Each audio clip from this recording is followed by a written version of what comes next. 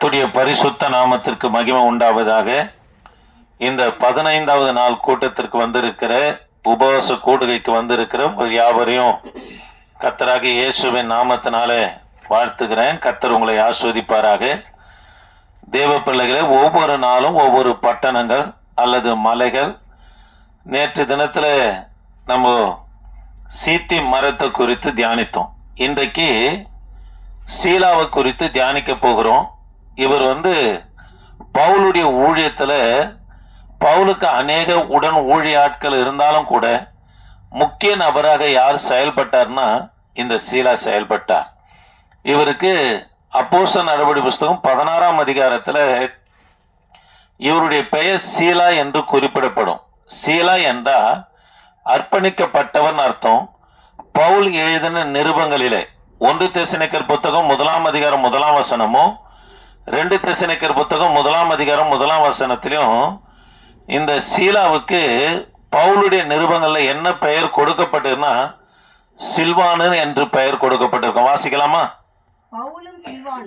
பவுலும் சில்வானும் தீமோத்தேயும் தேவனுக்குள்ளும் கர்த்தராகிய இயேசு கிறிஸ்துவுக்குள்ளும் இருக்கிற தெசலோனிக்கேயர் சபைக்கு எழுதுகிறதாவது நம்முடைய பிதாவாகிய தேவனுக்கும். போதும், கவனிக்கலாம்.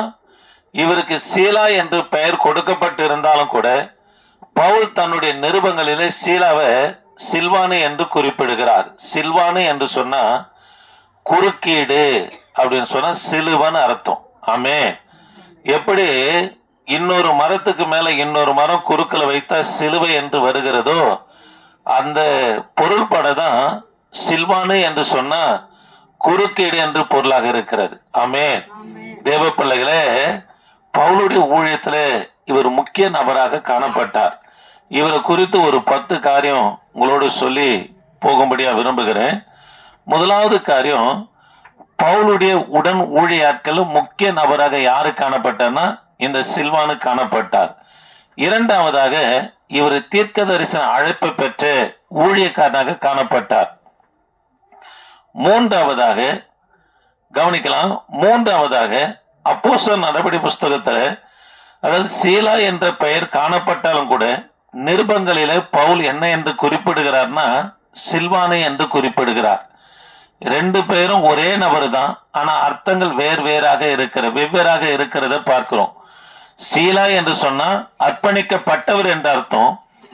சில்வானு என்று சொன்னா குறுக்கீடு அல்லது சிலுவை என்று பொருளாக இருக்கிறது. அல்லேலூயா. சரி, கவனிக்கலாம். நான்காவதாக ரோம குடியுரிமை பெற்ற பிரஜை, அதாவது ரோம குடியுரிமை பெற்றவராய் யாரு காணப்பட்டார்னா இந்த சில்வான் காணப்பட்டார். ஆனா இவரு ஒரு யூதன். எப்படி பவுல் ரோம உரிமை பெற்ற ஒரு யூதனாய் காணப்பட்டாரோ, பென்யமின் கோத்திரத்தை சேர்ந்த யூதனாய் காணப்பட்டாலும் கூட பவுல் அதே போல ரோம குடியுரிமை பெற்றவராய் யாரு காணப்பட்டார்னா இந்த சில்வான் காணப்பட்டார். இவரும் ஒரு யாரா இருந்தாரு? யூதனாக காணப்பட்டார். ஐந்தாவதாக தேவ பிள்ளைகளே, ரொம்ப முக்கியமான ஒரு காரியம். ஐந்தாவதாக எருசலேமுடைய தலை சபையில, அதாவது எருசலேம்ல இருக்கிற தலைமை சபையில எடுக்கப்படுகிற ஆலோசனை பண்ணி எடுக்கப்படுகிற தீர்மானங்களை மற்ற சபைகளுக்கு கொண்டு செல்லுகிற ஒரு பொறுப்பை பெற்றவராய் யாரு காணப்பட்டார்னா இந்த நியமிக்கப்பட்டார்னா இந்த சீலா நியமிக்கப்பட்டவராய் இருந்தார். திரும்ப சொல்றேன், எத்தனாவது குறிப்பு சொல்றேன்? 5வது குறிப்பை சொல்லுகிறேன். கவனிங்க. அதாவது அப்போஸ்தலருக்கு தலைமை சபை எதுவாய் காணப்பட்டது? எருசலேமில் இருக்கிற சபை தான் தலைமை சபையாக காணப்பட்டது. இந்த தலைமை சபையில மூப்பர்கள், அப்போஸ்தலர்கள், இன்னைக்கு அப்போஸ்தலர் 15ஆம் அதிகாரத்தை வாசித்து பார்த்தா கூட அங்க ஒரு ஆலோசனை நடக்குது. அதுல பரிசுத்த ஆவியானவரும் பங்கெடுத்தார் என்று சொல்லி பார்க்கிறோம். அந்த அப்போஸ்தலர் 15ஆம் அதிகாரத்துக்கு மேலதான் ஞாயிற்றுக்கிழமை பரிசுத்த ஓய்வு ஆராதனை பண்ண நடக்கிறதே உங்களுக்கு ஏற்கனவே சொல்லியிருக்கேன். அது முன்பு வரைக்கும் பாருங்க, ஓய்வு நாள் சனிக்கிழமை ஆராதனை தான் நடந்திருந்தது. அந்த சனிக்கிழமை அன்னைக்கு இயேசு கிறிஸ்து ஆலயத்துக்கு போயிருக்கிறாரு. பிற்பாடு அப்போஸ்தலன் பவுலும் ஓய்வு நாட்கள்ல போய் ஜெபாலயங்கள்ல என்ன பண்ணறான்? பிரசங்கம் பண்ணினார் என்றெல்லாம் வாசிக்கிறோம். ஆக தேவ பிள்ளைகளை கவனிக்கலாம். 5வது காரியம், எருசலேமின் சபையில, எருசலேம் தான் தலைமை சபையாய் காணப்பட்டது. இங்க ஆலோசனை பண்ணி எடுக்கப்படுகிற தீர்மானங்கள் எல்லாம் மற்ற சபைகளுக்கு கொண்டு போகும்படியாய் நியமிக்கப்பட்டவர் யாருன்னா இந்த சில்வானு தான் என்ன பண்றேன், சீலா தான் என்ன பண்ண நியமிக்கப்பட்டவராக இருந்தார். ஆமென். இதை குறித்து அப்போஸ்தலர் 15ஆம் அதிகாரம் 22ஆம் வசனம், 27ஆம் வசனம், 32ஆம் வசனத்தை வாசிக்கலாமா?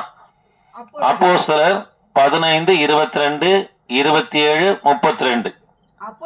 அப்பொழுது தங்களில் சிலரை தெரிந்து கொண்டு பவுலோடும் பர்னபாவோடும் அந்தியோவுக்கு அனுப்புகிறது அப்போஸ்தலருக்கும் மூப்பருக்கும் சபை எல்லாருக்கும் நலமாக கண்டது. அவர்கள் யார் என்றால் சகோதரரில் விசேஷித்தவர்களாகிய பர்சபா என்னும் மறுபேர் கொண்ட யூதாவும் சீலாவுமே. சரி, அப்படி 27 வந்துடலாமா? அப்படியே யூதாவையும் சீலாவையும் அனுப்பி இருக்கிறோம். அவர்களும் இவைகளை வாழ்மொழியாக உங்களுக்கு அறிவிப்பார்கள். பாருங்க, எடுக்கிற தீர்மானத்தை வாழ்மொழியாக யார் உங்களுக்கு அறிவிப்பாங்க? சீலா அறிவிப்பார் என்று சொல்லி இந்த இடத்துல கொடுக்கப்பட்டு இருக்கிறத பார்க்கிறோம். 32ஆம் வசனத்தை வாசிக்கலாமா? யூதா சீலா என்பவர்களும் தீர்க்கதரிசிகளா இருந்தபடியினாலே. பாருங்க, இவர் என்ன வரம் பெற்றவர் சொன்ன? தீர்க்க தரிசன வரம் பெற்றவர் என்று சொல்லி இரண்டாவது குறிப்பு கொடுத்தேன். தேவப்பிள்ளைகளே, இந்த சீலா தீர்க்க தரிசன வரம் பெற்றவராக காணப்பட்டார். பாருங்க, அநேகருடைய வார்த்தைகளால் சகோதரர்களுக்கு புத்தி சொல்லி அவர்களை திடப்படுத்தி இருக்குதுங்களா? 32ஆம் வசனத்துல அநேகருடைய அதாவது அநேக வார்த்தைகளால் சகோதரர்களுக்குள்ள புத்தி சொல்லி திடப்படுத்தி என்று சொல்லி பார்க்கிறோம். இவங்க யாரு? ஒரு தீர்க்கதரிசியாக காணப்பட்டார் என்று இரண்டாவது குறிப்பை பார்த்தோம். சரி, 5வது குறிப்பு, இவர் எருசலேமில் இருக்கிற தலைமை சபையில் இருக்கிற அங்க இருக்கிற ஆலோசனை கூடி ஆலோசனை செய்கிற தீர்மானத்தை மற்ற சபைகளுக்கு எடுத்து கொண்டு போக முடியாது யாரை நியமிக்கிறாங்க? சீலாவை நியமிக்கிறார்கள் என்று சொல்லி பார்க்கிறோம். பாருங்க, 6வது குறிப்பு, பவுலுடைய 2வது மிஷனரி பயணம். முதல் மிஷனரி பயணம் எங்க துவங்கணும்னு சொல்லி கடந்த நாட்கள்ல உங்களுக்கு சொன்னேன். அப்போஸ்தலர் நடபடி புஸ்தகம் 13ஆம் அதிகாரம் 1-3 வரைக்கும் வாசித்து பார்ப்போம்னா, உபவாசம் பண்ணி கூடி ஆராதனை செய்யும் போது பரிசுத்த ஆவியானவர் இறங்கி நான் அழைத்த அழைப்புக்காகவும் பவுலையும் பர்னபாவும் என்ன பண்ணுங்க, பிரித்து விடுங்கள் என்று சொல்லி சொன்னார். பாருங்க, புதிய ஏற்பாட்டின் ஊழியமே சிதறடிக்கப்படுகிற ஊழியம் தான். கர்த்தர் பிரித்து அங்கங்கு ஜனங்களை அனுப்பிக்கிட்டு தான் இருப்பார் ஊழியத்திற்கு. பாருங்க, மற்ற அதாவது ஊழியம் சம்பந்தப்பட்ட காரியத்துக்கு அனுப்புவார். ஆனா சபை விட்டு பிரிந்து போயிட்டு பின்வாங்கி இருக்கிறாங்க, அது சிதறடிக்கப்படுகிற இது அல்ல. அது அந்த அர்த்தத்துல இங்க சொல்லப்படலை. புதிய ஏற்பாட்டின் ஊழியமே அதாவது சபையை எப்படின்னா வளருவாங்க. கர்த்தர் அவங்களை பிரித்து எங்க கர்த்தர் அழைக்கிறாரோ அங்க புறப்பட்டு போய் ஊழியம் செய்கிற காரியம் தான் புதிய ஏற்பாட்டின் நாட்கள் என்ன பண்ணா நடக்கும். ஊழியம் வரம் பெற்றவங்கள அதாவது அழைப்பு பெற்றவங்கள சபையில அடைக்கி வைப்போம்னா அது நிமித்தமா சபை உடையும். அதனால தேவ பிள்ளைகளே, உங்களுக்கு ஊழியத்தின் அழைப்பு இருக்குதா? ஐயா என்ன இங்க செய்ய சொல்றாங்க, தாராளமா போயிட்டு உங்களுக்கு கொடுக்கப்பட்ட தரிசனம் என்னவோ அந்த பேரை வச்சு செய்யுங்க. இல்லையா, நான் சபையில இருந்து சபையை தலைமை சபையை வைத்து உங்களுக்கு கீழே ஊழியம் செய்யறேன் அப்படின்னா தாராளமா செய்யலாம். அதுல எந்த விதமான தடையும் இல்லை. தேவ பிள்ளைகளை கவனிக்கலாம். 13ஆம் அதிகாரத்துல கர்த்தர் பரிசுத்த ஆவியானவரே நான் அழைத்த அழைப்புக்காக பவுலையும் பர்னபாவும் என்ன பண்ணுங்க, பிரித்திருங்கன்னு சொன்ன உடனே அங்க இருந்துதான் முதலாவது மிஷனரி பயணம் என்ன பண்ண துவங்குறது. இது 15ஆம் அதிகாரம் வரைக்கும் முதலாவது மிஷனரி பயணம் பவுல்து காணப்படுது. 2வது மிஷனரி பயணத்துல தான் சீலாவை தன்னோடு கூட கூட்டிக் கொண்டு அப்போஸ்தலனாகிய பவுல் எங்க புறப்பட்டு போறாருன்னா பாருங்க, பிலிப்பு பட்டணத்துக்கு நம்ம புறப்பட்டு போறாரு. இது அப்போஸ்தலர் 16ஆம் அதிகாரம் 19ஆம் வசனம், 25ஆம் வசனம், 29ஆம் வசனம். அப்போஸ்தலர் நடபடி புஸ்தகம் 16ஆம் அதிகாரம் 19ஆம் வசனம், 25ஆம் வசனம், 29ஆம் வசனம். கொஞ்சம் வாசிக்கலாமா? இப்போ 6வது குறிப்பு சொல்றேன், ஞாபகமா கேளுங்க. 6வது குறிப்பு, 2வது மிஷனரி பயணத்துல யார கூட்டின்னு போறாரு பவுல்? சீலாவை கூட்டின்னு எங்க போறான்னா பிலிப்பு பட்டணத்துக்கு, பிலிப்புல பிலிப்பி பட்டணத்துக்கு நம்ம கூட்டின்னு போறாரு. அவளுடைய எஜமான்கள் தங்கள் ஆதாயத்து நம்பிக்கை அற்று போயிற்று என்று கண்டு பாருங்க, அவளுடைய எஜமான்கள் ஒரு இளம் பெண்ணு மேல எஜமான்கள் எல்லாம் சேர்ந்து பாருங்க, ஏவல் ஆவியை சில பூஜைகளை செய்து ஏவல் ஆவியை யார் மேல இறக்கி வச்சிருக்கிறாங்க? ஒரு இளம் பெண்ணு மேல இறக்கி வச்சிருக்கிறாங்க. இந்த பெண்ணு இவன் மேல குறி சொல்லுகிற ஆவி, மாந்திரிகத்தின் ஆவி இருக்கிறதுனால வருகிற ஜனங்களுக்கு இவன் என்ன பண்ண குறி சொல்லுவா. மாந்திரிகம் பண்ணுகிற காரியத்தை நிமித்தமா அந்த எஜமான்களுக்கு மிகுந்த ஆதாயம் காணப்பட்டது. இவளால வருமானம் வந்து அந்த எஜமான்களுக்கு என்ன பண்ணா வருமானம் காணப்பட்டது. அதனால எங்கன்னா போனீங்கன்னா யாருன்னா வந்து சொன்னாங்கன்னா, ஐயா அவங்க அப்படியே சொன்னாங்க ஐயா, அது அவங்க அவங்க இந்த குறி சொன்னாங்கய்யா, அப்படி சொன்னாங்கய்யா, இது என் பையனுக்கு நான் கேட்கலையா, அவங்க போனவங்க பார்த்துட்டு வந்து சொன்னாங்கய்யா. அது ஒரு அசுத்தாவிங்க. அதை செவி கொடுத்து கர்த்தருடைய பிள்ளைங்க கேட்கவே கூடாது. அவன் மேல எஜமான்கள் எல்லாம் என்ன பண்ணலாம், மாந்திரிகம் பண்ணி ஏவல் ஆவி, அந்த மாந்திரிகத்தின் ஆவி யார் மேல வச்சு விடுறாங்க? அந்த பெண்ணு மேல. அது வந்து ஒரு அசுத்தாவிங்க, பிசாசுங்க. அதுக்கெல்லாம் செவி சாய்க்கவே கூடாதுங்க கர்த்தருடைய பிள்ளைங்க. இவங்க போனாங்க, பவுலும் சீலாவும் போனாங்க. பவுல் எப்பெல்லாம் ஜெபாலயத்துக்கு புறப்பட்டு போகிறார் அப்பெல்லாம், அதாவது பவுல வந்து தேவனுடைய ஊழியக்காரனே, அதை கொஞ்சம் வாசிங்க, அப்படியே வாசிங்க. அவங்க வாழ்த்துறாங்க பாருங்க அந்த குறி சொல்லுகிற ஆவி. இல்லம்மா அது இல்ல, கொஞ்சம் வாசிங்களேன். 16ஆம் வசனத்தை வாசிக்கலாம். அந்த பெண் 17 வாசிக்கலாமா? அவள் பவுலையும் பின்தொடர்ந்து வந்து இந்த மனுஷன் பாருங்க, உண்மையதான் சொல்ற. இவங்க யாரு? உன்னதமான தேவனுடைய ஊழியக்காரன், ரட்சிப்பின் வழியை நமக்கு அறிவிக்கிறவர்கள் என்று சத்தமிட்டா. உண்மையதான் பேசுறா. என்ன ஆவி? குறி சொல்லுகிற ஆவிங்க. அது மாந்திரிகத்தின் ஆவி. அது சொல்லுது, கவனிக்கலாம். உன்னதமான தேவனுடைய ஊழியக்காரனே, ரட்சிப்பின் வழி அறிவிக்கிறவர்களுக்கு வந்தவர் என்று சொல்லி என்ன பண்ணலாம், சத்தமிட்டது என்று சொல்லி பார்க்க. அது உண்மையாதாங்க சொல்லுது. இந்த புகழை யாரு ஏற்றுக்கொள்ளல? பவுல் ஏற்றுக்கொள்ளல. அதனால பவுல் சினம் கொண்டு திரும்பி பார்த்து அந்த ஆவியை கடிந்து கொண்டார். இயேசுவின் நாமத்தினால அந்த ஆவி அவங்கள விட்டு என்ன பண்ணிச்சான், புறப்பட்டு போனது என்று பார்க்கிறோம்.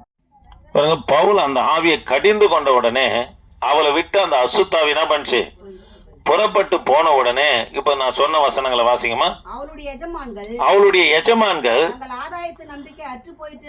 அற்று போயிற்று என்று கண்டு சரி பாருங்களேன், பவுலையும் சீலாவும் கொண்டு போயிட்டு சிறைச்சாலையில ஒப்பு கொடுக்குறாங்க. இங்கதான் 16ஆம் அதிகாரத்தில் தான் இவங்க சிறைச்சாலையில் இருக்கும்போது உள் அறை என்று சொல்லப்பட்டிருக்குது. பாருங்க, உள் அறைன்னா மேல ஒரு சின்ன ஜன்னல், ஒரு அடிக்கு ஒரு அடி நீளமும் ஒரு அடி அகலமும் கொண்ட ஒரு சின்ன ஜன்னல், இருட்டு அறையில காற்று வசதி இல்லாத இடத்துல பவுலையும் சீலாவும் தலை கீழே தொங்கிட்டு இருக்கு. உடம்பெல்லாம் காயம், சங்கிலி, வேர்வை பட்டுதுன்னு வச்சு உடம்பெல்லாம் எரியும், எரிச்சல் உண்டாகும்.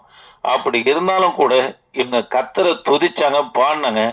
சிறைச்சாலை கதவுகள் உடையும்படியா கர்த்தர் செய்தார், திறக்கும்படி கர்த்தர் நம்ம செய்தார். ஆமென்.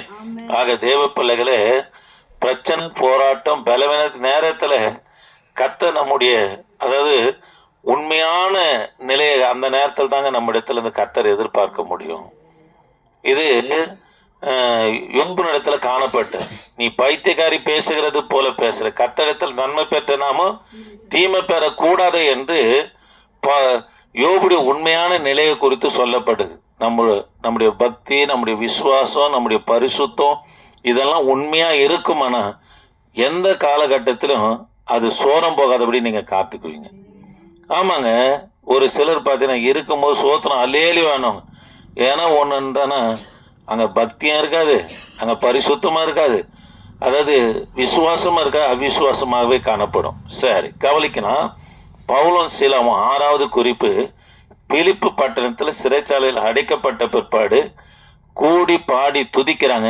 சிறைச்சாலை கதவுகள் அசையும்படியா கர்த்தர் செய்தார். ஆமே. அங்க சிறைச்சாலை அதிகாரிங்க ஞானஸ்தானம் இரவு எடுக்கிறாங்க, கேட்குறாங்க, நாங்க மாத்திரம் ஞானஸ்தானம் எடுத்தோமே, எங்க வீட்டார் ரட்சிக்கப்படுது, என்ன செய்யறது? கர்த்தராகிய இயேசு கிறிஸ்துவ விசுவாசி, அப்போ நீ உங்க வீட்டார் என்ன பண்ணுவீங்க, ரட்சிக்கப்படுவீர்கள் என்று சொல்லுகிறார். 29 வாசிக்கலாமா? சரி, போதும், கவனிக்கலாம். 7வது குறிப்பு, பவுல் போகிற இடமெல்லாம் இது போல கலவரங்கள், அதாவது மத கலவரம்லாம் இல்லை, அதாவது வன்முறை கலவரம்லாம் இல்லை, கிறிஸ்துவ குறித்து பிரசங்கித்த உடனே அதை மற்றவர்களால் இவருக்குள்ள என்ன பண்ண கலவரங்கள் காணப்பட்டது. ஆமென். சரி, 7வது குறிப்பு, தெசனைக்கு பட்டணத்துக்கு என்ன பண்ண புறப்பட்டு போறார். இங்கே தெசனைக்கு பட்டணத்துக்கு புறப்பட்டு போறார். 17ஆம் அதிகாரம் 4ஆம் வசனம் வாசிக்கலாமா? 7வது குறிப்பு.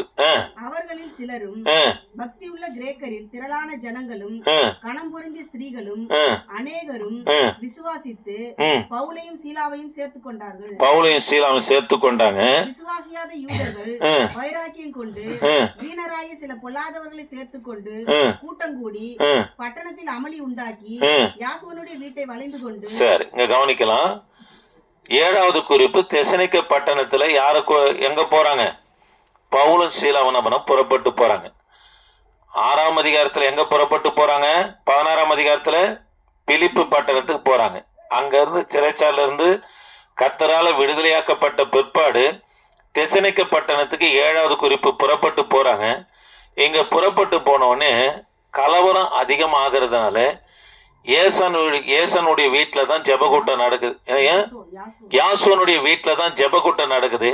எல்லாரும் சுற்றி வளைந்து கொண்டு பாருங்க, அங்க ஒரு பெரிய கலவரம் உண்டான உடனே அங்க யாரு மட்டும் விட்டுட்டு போறாருன்னா பாருங்க, சீலா மட்டும் அங்க இருந்தாரு.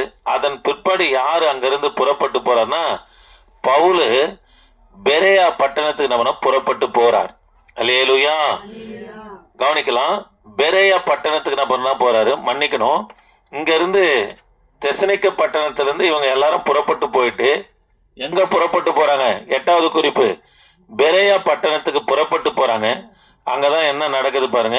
17ஆம் அதிகாரம் 14ல இருந்து 15 வரைக்கும் வாசிக்கலாமா? உடனே சகோதரர் பவுலை சமுத்திர வழியாய் போக அனுப்பிவிட்டார்கள். சீலாவும் தீமோத்தேயும் அங்கே தங்கியிருந்தார்கள். சரி, கவனிக்கலாம் தேவ பிள்ளைகளை கவனிங்க. 8வது குறிப்பு, எங்க புறப்பட்டு போறாங்க? பெரேயாவுக்கு புறப்பட்டு போறாங்க. அங்க சீலாவும் தீமோத்தேயும் தங்கிட்டாங்க.